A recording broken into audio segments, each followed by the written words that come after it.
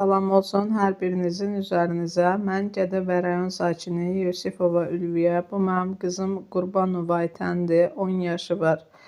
Anadan gəlmə bu çanaq çıxığı displaziyası xəstəsidir. Bilirsiniz, 6 dəfə çanaqlarından ağır əməliyyatlar keçirdib.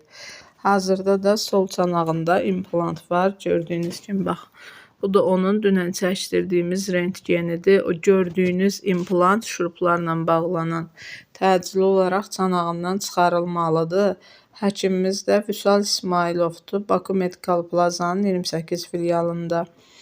Əməliyyatımız üçün 3500 manat vəsaitə ehtiyacımız var.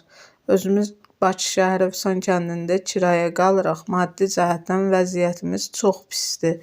Özüm restoranlarda qab yuyuram, çatdıra bilmirəm.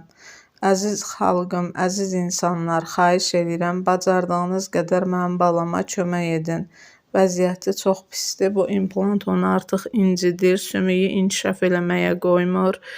Xahiş edirəm, kömək edin, o təcili çıxarılmalıdır. Qurban olaram, qadanız alaram, kimin imkanı nəyə çatır, mənim balama kömək edin.